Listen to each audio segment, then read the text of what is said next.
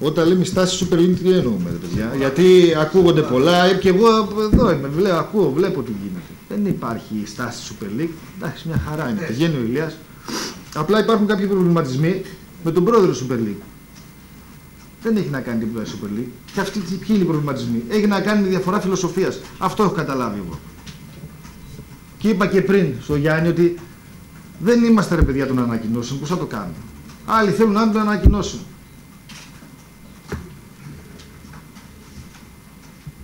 Ο πρόεδρος Super League επιμένει με ανακοινώσεις. Βγάλτε ανακοίνωση, έλεγε κάποια στιγμή και στον Ηλία να βγάλουμε ανακοίνωση. Δεν είμαστε. Θέλουμε έργα. Την Κυριακή έγινε ένα παιχνίδι στη Λάρισα. Μπορούσαμε άνετα να βγάλουμε ανακοίνωση να πούμε οτιδήποτε. Δεν θέλουμε να οξύνουμε τα πνεύματα. Ο κύριος Πιλαδάκης είδε ότι όλα ήταν καλά. Ήταν στο γήπεδο. Άμα το δει το μάτς σε βίντεο, μπορεί να αλλάξει γνώμη. Μπορούσαμε να βγάλουμε ανακοίνωση όπως μας ζητήθηκε για πολλά πράγματα. Εκεί είναι το θέμα. Το θέμα είναι να λύσουμε κάποια προβλήματα. Και τι να κάνουμε? Αυτή είναι η διαφορά φιλοσοφίας που είπα, ρε παιδιά. Τι να κάνουμε, αλλάξουμε τώρα? 40 πάμε. Δεν αλλάζουμε τώρα, πώς θα το κάνουμε? Έβγαλε ανακοίνωση, μας έλεγε να βγάλουμε ανακοίνωση για την πέτρα που έπεσε στο λεωφορείο της Λάρισσας. Τα καταδικάζουμε αυτά, έτσι. Μην ωρεοποιούμε ηλίθιες καταστάσεις. Τα καταδικάζουμε 100%. Δηλαδή, τι είναι μαγιά τώρα να στηθεί στον περιφερειακό και να χτυπήσει το λεωφορείο ή τους παίχτες? Μαγιά ήταν αυτό που έκανε ο άλλος που μπήκε μέσα να χτυπήσει τον Νικοπολίδη. Φταίει ο Νικοπολίδης μετά. Τι είναι μαγιά? Να καταλάβω κι εγώ τι είναι, ρε παιδιά. Η μαγιά ήταν αυτό που στήθηκαν και εγώ δεν ξέρω πόσα χιλιόμετρα ξεπλάρισα και ρίξα πέτρα στο λεωφορείο. Τι να βγάλουμε ανακοίνωση και ωραία, γεμίσαμε κάτι από την εφημερίδα. Έβγαλε ανακοίνωση, μπράβο στον πρόεδρο, μπράβο στην ΠΑΕ-ΠΑΟΚ. Έτσι σε παρακαλώ πάρα πολύ. Το θέμα είναι αλήθεια να καταλάβουν αυτοί ότι δεν είναι έτσι και δεν θα είναι έτσι.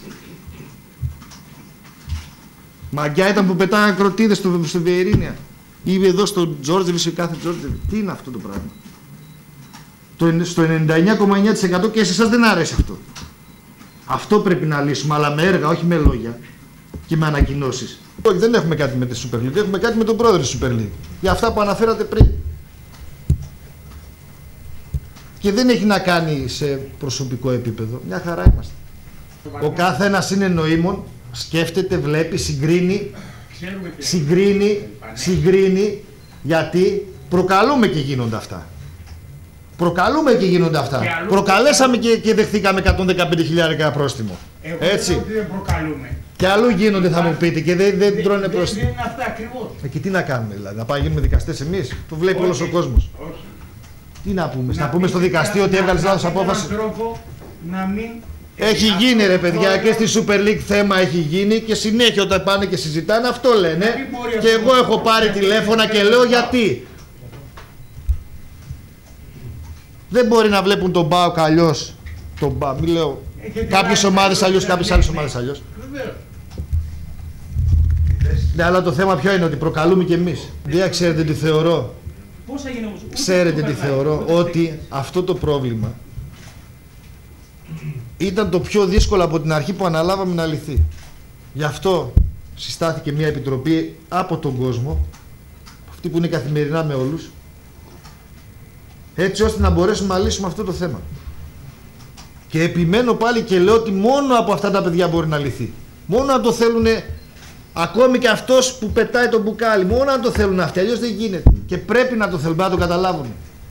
Υπάρχουν λύσεις, υπάρχουν να γυρίσουμε στα παλιά. Να ξαναβάλουμε κάγκελα, να γυρίσουν τα ματ. Σε ποιον αρέσει? Το θέλουν αυτό? Το θέλουμε αυτό? Δεν το θέλουμε. Θέλουμε να κάνουμε πισωγυρίσματα, ακούω για δίχτυα, να βάλουμε δίχτυα. Και... αν θέλει κάποιος να πηδήξει από πάνω, 100 μέτρα μπορεί να πηδήξει από πάνω και να πει. Επειδή βλέπουμε για τα παιδιά της Επιτροπής, κάνουν προσπάθεια να πάλι αυτή η λίγη τη ζημιά την κάνουν. Ναι, αλλά πρέπει να τελειώσει αυτό το πράγμα. Αυτή η λίγη πρέπει να είναι 0. Λειτουργεί η λογική σε αυτούς που χρειάζονται άλλα μέτρα. Αυτό είναι το θέμα. Αυτά θα συζητήσουμε την άλλη εβδομάδα, Παναγιώτη. Σε λίγο καιρό και ένα από την αστυνομία, αν δεν κάνω λάθος, προωθούσε κάποια πράγματα για τις ευθύνες που εσείς έχετε ως διοίκηση. Επειδή δεν έχετε ζητήσει να μην υπάρχουν τεχνολογικές δυνάμεις, θέλετε να μας πείτε τι ακριβώς ανέφερε, αν είναι τόσο σοβαρό, αν σας... Όχι.